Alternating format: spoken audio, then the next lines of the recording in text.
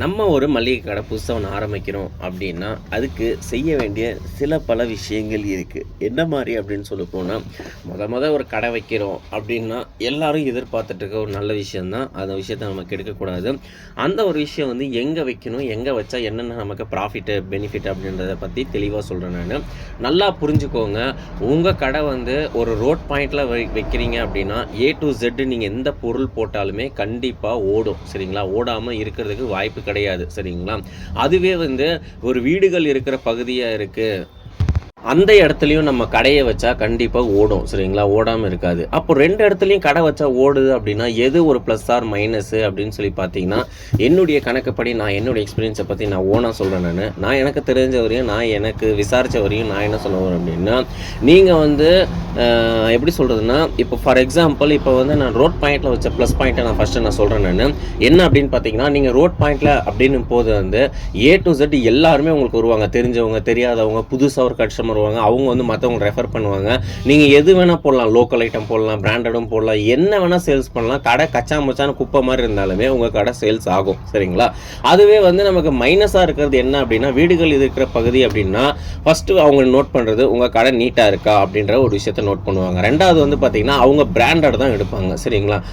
நான் பிராண்டு கண்டிப்பா அவங்க வந்து நீங்க கடையில என்னதான் நீங்க போட்டாலுமே அதுல வந்து கண்டிப்பா எடுக்க மாட்டாங்க. எல்லாமே பிராண்டட் தான். அதே மாதிரி மார்ஜின் வைஸ்லயும் உங்களுக்கு பார்த்தீங்கன்னா, ரொம்ப லோ மார்ஜின் தான் உங்களுக்கு கிடைக்கும். ஆனால் இதுக்கு ரோட் பாயிண்ட்ல போட்டால் மார்ஜின் வைஸ்ல உங்களுக்கு அதிகமாக கிடைக்கும்.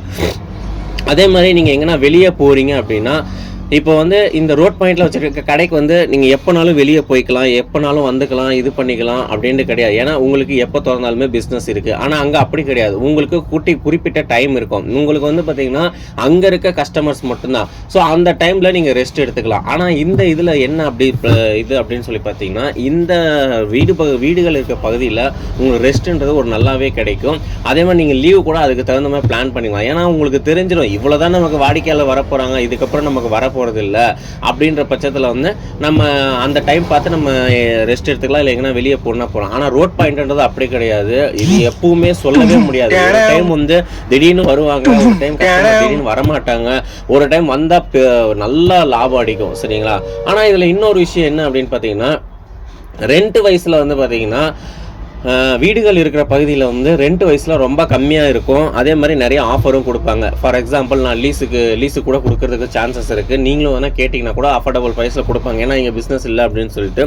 ஆனால் ரோட் பாயிண்ட்டில் வந்து அவ்வளோ சீக்கிரம் வந்து லீஸுக்கும் தர மாட்டாங்க. ரெண்ட் வந்து ரொம்ப சீப்பாகவும் கிடைக்காது. அப்படி கிடைச்சவங்களுக்கு உண்மையிலே வந்து ஒரு பெட்டர் ஆஃப் லக்குன்னு தான் நான் சொல்லுவேன் நான். கிடைக்காதவங்களுக்கு வந்து ரெண்ட் வந்து பார்த்திங்கன்னா அதிகமாக தான் இருக்கும். ஸோ அப்போ பிஸ்னஸ் நம்ம பார்க்குறதுக்கும் அதுக்கும் ஈக்குவலாக தான் இருக்கும் அப்படின்றத நீங்கள் கணக்கு போடுறீங்க. அப்படி கிடையாதுங்க. நமக்கு வந்து ரெண்ட் வந்து அதுக்குன்னு ரொம்ப இதாக பேசக்கூடாது. ஆவரேஜாக நம்மளோட ரெண்ட் போய் நமக்கு எக்ஸ்ட்ரா இன்கம் வர மாதிரி நம்ம பேசி ரெண்ட்டை பேசி உக்காந்தா கண்டிப்பாக நிறையவே பெனிஃபிட் இருக்குது. ஸோ அப்போ இதுலேருந்து என்ன தெரிஞ்சுக்கிட்டேன் அப்படின்னா, மளிகை கடை வந்து எந்த இடத்துல வச்சா ஒரு ப்ளஸ் ஆர் மைனஸு அப்படின்றத வந்து நான் எனக்கு தெரிஞ்ச ஒரு எக்ஸ்பீரியன்ஸ் வந்து நான் வந்து உங்களுக்கு ஷேர் பண்ணியிருக்கேன்.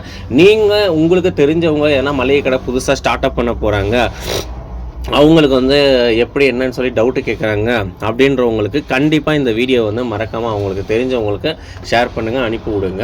அவங்களும் இதை மூலியமாக நிறையவே தெரிஞ்சுக்குவாங்க. ஸோ இதுக்கு மேலே நம்ம மளிகை கடையை பற்றி இன்னும் வேறு ஏதாவது எனக்கு தெரிஞ்ச அப்டேட்டாக தகவல் எதுனா கண்டிப்பாக கிடைச்சா நான் சொல்கிறேன் நான். ஸோ என்னுடைய பெட்டர் சாய்ஸ் எப்படின்னு சொல்லுவேன்னா, ஆல்வேஸ் ரோட் பாயிண்ட் தான் பெட்டர்ன்றதை நான் சொல்ல வரேன் இந்த வீடியோவில்.